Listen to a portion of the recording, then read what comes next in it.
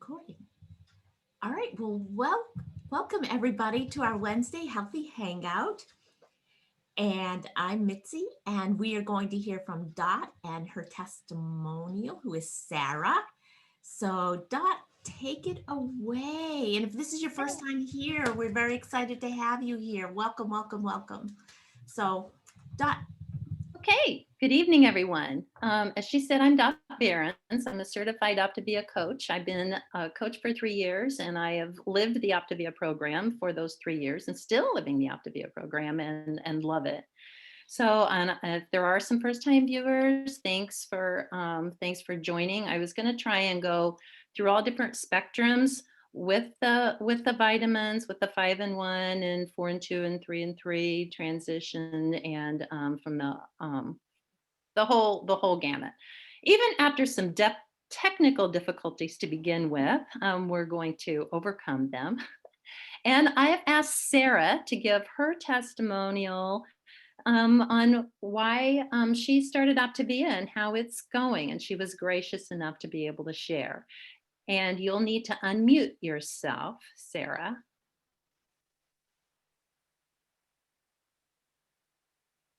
Okay, can you hear me? Yeah, perfect. Hi. Well, I am a casualty of COVID. I didn't have COVID, but it kind of turned my world upside down. Before the pandemic, I was actually at my goal weight, and I was training really hard for a marathon. And that was back in 2020, February of 2020. And then March of 2020, COVID hit, and the marathon was canceled. So I trained for a year, and then it got canceled because of the COVID. And then several of my kids moved back home because they were quarantining, and they wanted to work remotely. So they thought, well, let's move in with mom and dad, and, free food, free rent, all that. And so I started cooking up a storm. When you get company, what do? You cook, you cook, you cook. So I was cooking a lot of comfort foods. We were hunkering down. We were having dessert at every meal. And of course, as a result, I knew my weight was increasing, but I figured once COVID's over, I'll deal with it. And what happened? The pandemic didn't end. It just continued on. And so I continued on doing what I was doing, was like making a feast for my family every day and partaking of it. And so I didn't step on a scale because I knew that it would just confirm what I already suspected. My clothes were getting tighter. I was not exercising as much because, of course, we were hunkering down, and that was my excuse. And so I just felt completely out of control. I totally have no control over anything anymore. I just felt like, this is it, I'm done, And then I noticed that a family friend was losing a lot of weight, and we were just sitting and talking, and she told me about Optavia. And at the time it was like late summer, early fall. And I thought, well, I just got to let that percolate a little bit. I wasn't ready. And then in December, we had another conversation, and I said, just put me in touch with your coach. And she did. And of course, my coach is Dot. Her coach was Dot. And Dot gave me a call, and we decided to get me started after the holidays or after Christmas, because, you don't want to start a new diet like the week before Christmas. So I went ahead and started the program after Dot explained it to me. And I love that it's simple and has a really easy food plan. It's already ready for you, and all you have to do is eat every 2 to 3 hours, which I like to eat. So every 2 to 3 hours was actually great. My first victory was getting my water in, because I'm not a big water drinker. And so drinking those waters every day really helped. So that was the first micro habit that I worked on. And to this day, I still make sure I get all my water in every day. So that's helped a lot.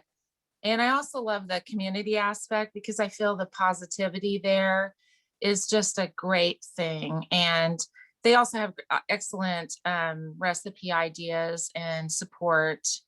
And of course, Dot being my number one cheerleader, she's always there. And she keeps me focused on what I'm doing. And I also feel like when she calls on Monday night, I want to be um, responsible and accountable to her. So I don't want to disappoint her. I'm doing this for me, but I just also, it keeps me accountable knowing that I'm going to talk to her on Monday night, and it keeps me from reaching for that cookie or something that would throw me off track.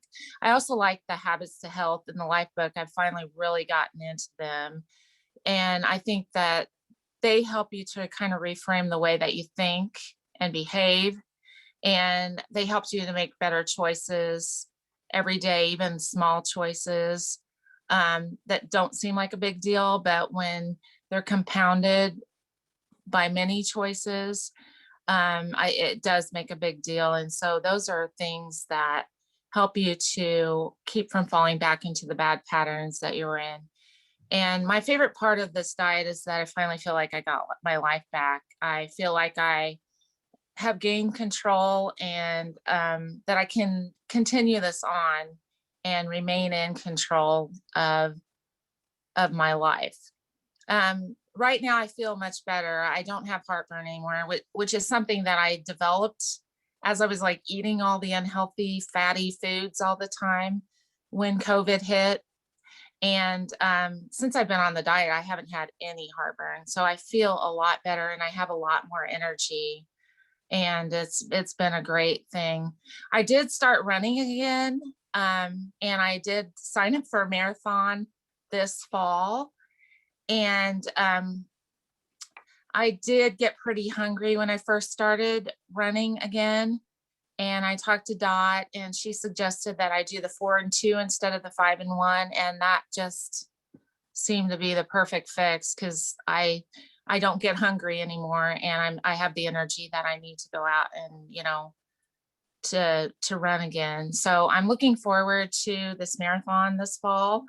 Hopefully everything will get resolved and they'll have it. And that's just one of my big goals, one of my big dreams that I've always had, to run a marathon, and hopefully it's going to happen. I just feel like I have a path forward, and I'm real confident that I will reach my goal. I know that this is a journey I'll be on for the rest of my life, but I feel good about where my life is headed. I feel like I can accomplish anything now, and I really appreciate all the support from my coach, and Dot is just the best. So kudos to you, Dot, and to the whole community and to everyone that's on this path. Best of luck, and be proud of yourself, and don't beat yourself up when things don't go well, because it's not a perfect journey. You're going to have bumps along the way, but so far it's been wonderful, and I really feel confident that I'll eventually get to my goal. So that's really all I have. If anybody has any questions. That's beautiful, Sarah. Do you mind sharing how much you've lost in what time frame? Okay, I've lost about 20 and about little over 2 months. So I started December 28th, and I've been very consistent. I don't have any real big losses, but it's been consistent throughout. So I'm very happy with that. And I feel like I'm halfway there. So I feel like that I'm on the path. So I'm on the path forward, and I'm gonna get to the goal. It's not a sprint, it's a marathon. So that's what we're heading for. So I think any that's other great. question? I think I really appreciate you sharing. Oh, you're very welcome. Thanks, Dot. Thank you for those kind words too. You're very welcome. Okay. All right. Well, thank you. And then we'll just go ahead and move on then to talk about supplements. Not as exciting as your story, but hopefully. The reason I chose supplements, I'm a nurse practitioner, and I always see people bring in lots of, not everybody, but there'll be a long list of supplements on some people's profiles, and I think, gosh, how much money did they spend on all the supplements, and do they even know what they're taking them for? And several people do. I mean, there's a reason that they do some of the supplements that they do. So I thought, and then I saw on a Facebook group, people were asking, hey, I'm on the 5-in-1. Do I still take my supplements and stuff? So I just thought it was a good topic to maybe explore a little bit tonight. One of the things I wanted to talk about, though, too, was that actually Dr. Anderson says when you're on the 5-in-1, you can go ahead and put that first slide up there, Mitzi. Thanks. When you're on the 5-in-1 plan, you don't necessarily need any supplements because you probably all know that the fuelings themselves, they have a probiotic in them, and they have the equivalent of a Centrum vitamin, and then that along with your lean and green meal. Dr. Anderson feels like you have all the supplements that you need, but then sometimes that you might need a little bit extra if you've got other medical conditions going. But he does really emphasize the point that it's very important that you check with your healthcare provider before you start adding any supplements at all, especially if you take other medication. Because I have seen where there's been interactions with supplements with medications, especially if you're on a blood thinner. And then I've also seen where there's been interactions of supplements with supplements. And the other thing too is I've had people come in with side effects and we've traced it back to a supplement. I had a lady in her 60s who thought she was starting with hot flashes again and thought she needed hormones. Well, she had started like 3 supplements at one time. So we backed off on that and her hot flashes went away. So, they may seem innocent, but you just need to make sure and bring everything with you to your appointments when you go so they can see what you've actually got. So then, if you will go ahead to the next slide. So this is just kind of out of Dr. Anderson's book. Optimal health isn't static. It looks different at age 20 than at age 80, obviously, and requires adjustments to the changes your body undergoes as you mature. And then a lot of this information you can find, it's under Life Book Element 21, Do You Need a Supplement? And it starts on page 420. And this is just for you to identify what you're already taking and if you need something else. But the most of the information is in Dr. A's Habits of Health book, The Best You Can Be, Optimizing Your Life at Any Age. And that starts on page 441. And if you did not purchase Dr. A's Habits of Health or the Life Book, I strongly, strongly encourage you to really consider doing that. You can do that with your next order because it just has so much information. And this is what's going to help you take charge of your health and stay in charge of your health.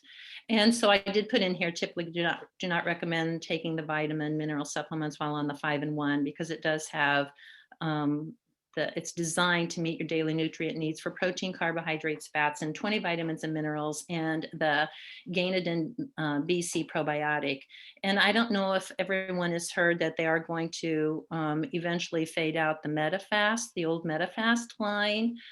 It does not have probiotics in it. So I kind of had looked for them to maybe do that because they're so emphatic about how healthy their fuelings are. And then I just given some examples where some people who are on the 5-in-1 plan might need to consider doing supplements, and obviously gastric bypass surgery because they don't absorb things, some nutrients as well, and like celiac disease or something like that. Okay, Mitzi, if you'll do the next slide there. He put a lot of information in about fish oils.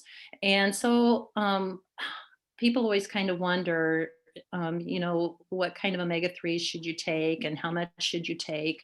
I see everybody, a majority of people come in on some type of a fish oil. So he just identifies that you need to make one of the following a part of your daily routine: 4 ounces of fatty fish 3 times a week, which would be salmon, mackerel, or sardines, 3 to 6 walnuts a day. And walnuts are on your optional snack, and it's also on your healthy fats. 1 to 3 grams of omega derived from cold water Arctic fish with EPA and DHA. And I put what the EPA and the DHA stood for, just in case anybody was curious, but I am not going to try pronouncing them. You're on your own there if you want to try spelling it out and try it. But it's the omega-3s that are found in fish and shellfish. And then he also kind of talks a little bit about the short chain omega-3 fatty acids, the ALA, which is found in the flaxseed. So some people might do both. But it is important because I know we have some people who are breastfeeding who are on the program, which if you're pregnant, you shouldn't be on the program at all at this point, although you might be in a maintenance phase. But if you're breastfeeding, you should limit the intake of fish to once a week. And he does give us specific omega-3 to take. He mentions algal oil as a good source, that it's clean and it's also good for vegetarians too. And the reason sometimes too, he suggests maybe really strongly considering the omega-3s, even though you might be doing the fish, is that there's a growing shortage of safe fish in the world market. And that's why he advocates supplementing some. So the benefits of fish oil, there were so many. So I'm going to read off my paper just a little bit here so I don't miss them. A lot of heart health, may reduce triglycerides, may decrease blood pressure, can raise the HDL, that's the good cholesterol that you want higher, may help prevent formation of harmful blood clots, may help to decrease plaque buildup of arteries. And even though they have all these heart health benefits, studies have not shown, though, that they don't decrease heart attack and stroke, although it definitely has a lot of benefits for the heart. And it also reduces inflammation in the body. It can help fight several autoimmune diseases, type 1 diabetes, rheumatoid arthritis, ulcerative colitis, Crohn's, and psoriasis. May improve sleep, helpful in depression and anxiety. If taken regularly, you're less likely to be depressed. May help prevent cancer. May also be helpful in eye health. I know my eye doctor, I have dry eyes, wants me to do omegas. Metabolic syndrome, age-related mental decline, improving bone and joint health, health of skin, and menstrual pain. It sounds like a wonder pill, doesn't it? But it is important. You'll read it in a lot of different medical literature. I do, how important it is. So then the other thing I'm going to spend just a little bit more time on too, and then the last two he lists, it'll be shorter. 719. Vitamins, minerals, and amino acids. Like I said, if you're on the 5 and 1, you've got the Centrum vitamin equivalent going. But if you are maybe doing the 4 and 2, you might have that full amount, or 3 and 3.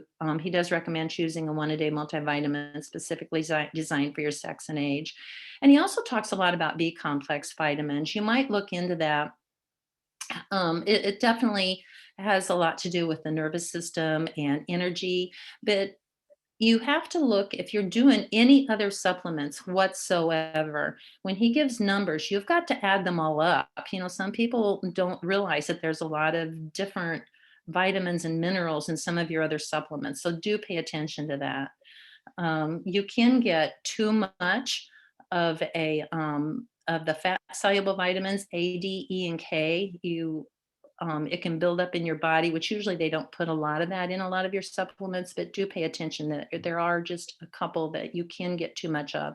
Otherwise, usually the other ones you just kind of pee out or whatever, and they don't accumulate in the body. So he mentions antioxidant power, and that has to do with supporting the vitamin C and the immune response. So you can read about that. Again, he talks about quercetin.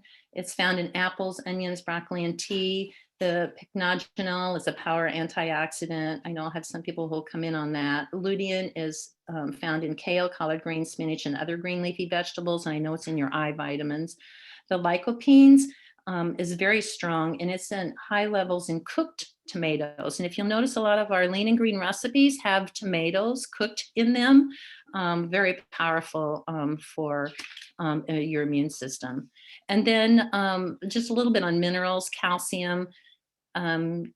If you have cardiovascular disease of any kind, check with your healthcare provider, because the last couple of years there's been some research studies coming out that maybe if you have cardiovascular disease, you shouldn't take the higher amounts of calcium that they recommend, or otherwise women after menopause should have 1,200 milligrams and men at risk should have 1,000 milligrams. And it comes in either calcium carbonate and calcium citrate. If you take a PPI, like that would be a Prevacid or a Meprazole, Prilosec, Protonix, that you should always take the calcium citrate with that, or otherwise it might affect, the calcium carbonate might affect the absorption. So that'd be calcium citrate that you would want to take. And then magnesium can be important too, but it should be taken separate from calcium. And a lot of people will take that at bedtime, or they might take it for constipation, 200 to 400 milligrams. Or he said, if you didn't want to take a magnesium supplement, he does say you can take a warm Epsom salt bath. I must say I've never done a warm Epsom salt bath, but that's where you can get some magnesium. Maybe if you have trouble sleeping, that might be good. Selenium, he mentions 200 micrograms or 2 Brazil nuts, and then the zinc, 15 to 25 milligrams per day. And zinc has been a hot topic for to prevent. It helps with the immune system, and a lot of people started zinc to decrease their risk of having a bad COVID. Response. So I don't know if anybody's had trouble finding zinc sometimes, but it's kind of low on our shelves around here sometimes, and we can't find it. And then fiber, I just listed out the fiber. I really wasn't going to talk on that too much. I just was going to list the fiber supplements that are sugar-free. Citrasil is probably the most popular in Benefiber, and then the Consul Pectin. So then the next one, I'm just going to talk a little bit about probiotics. Probiotics, and I was really happy. That was another reason I loved Optavia, that they put it in the fuelings, because everything, I should say, a lot of stuff, a lot of the diseases now, research is showing about 90% of diseases they can all trace back to the gut. So we got to take care of our gut. In fact, a lot of the diabetic medications and the weight loss medications, they all target these receptor sites in the gut. So your gut is home of trillions of microbes that help keep your body healthy. And so if someone tells you, if you're on an antibiotic and they want you to go get a probiotic, that's so you're trying to feed this gut microbe and to keep them healthy. Poor gut health can contribute to leaky gut syndrome, autoimmune diseases, disorders like arthritis, dementia, heart disease, and cancer. And the last thing I was going to mention just a little bit, aspirin, he mentions that underneath the supplements, and it's obviously a medication. But I wanted to just make a comment on it that do not start it without first consulting with your healthcare provider. Research too, if you are more mature, like I am, when you start getting older, you do sometimes can have a greater risk for gastrointestinal bleed, which can be life-threatening. So Dr. A recommends taking 81 milligrams with a glass of warm water. He thinks that helps minimize the gastric irritation and that it helps absorption, and to avoid any enteric-coated low-dose aspirin, as it might not be absorbed very well. I think that was the main points I wanted to make. And I guess it's just be careful with supplements. They're not as innocent as they seem. And if there's any questions, you can talk to your healthcare provider too about that. And one other thing I was going to mention about the fish oil is sometimes they have these great specials, buy 2 get 3 free or whatever. They do have a shelf life so that they can dry out, and he says don't buy large quantities because the oil in them can dry up. In fact, he said if you've had some for a while, you might even cut it open and see if it's dried. So I would entertain any questions. We've got 4 minutes left, and we have a great community Zoom tonight that I'm anxious to listen to. Shirley Mast is moderating it, and she's an awesome person if you've not listened to her, and she's going to be talking about element 4, building a healthy mindset. So I think we all want to make sure and be off in time to listen to that. So maybe if there is any one or two questions on supplements, it always seems like that's always a hot topic.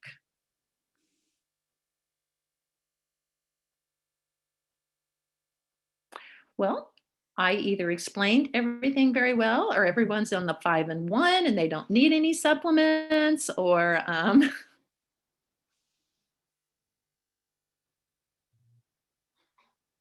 all right. Well, then I guess we'll wrap it up unless anybody else has anything. And I really want to thank Sarah again for giving her amazing story. You're very welcome. A casualty of COVID, Yeah. a weight casualty of COVID. Yeah. So I put the Zoom link for the Habits of Health call in the chat in case you don't have it. And Dot, that was awesome. I think I've used fish oil. I've broken them, and no, vitamin E. Never mind. For skin, I break them open and you put them on your skin, and it Oh, yeah. it's vitamin E, and you don't, and I just for my skin. Anyway, that was awesome, Sarah. Thank you so much. You'll be able to listen to this again because it's in Healthy Friends right now, and then we put it on our YouTube channel too, also, so you have access to it. So everyone have a wonderful week. Thank you. I'm going to stop recording. Thank you for your help, Mitzi.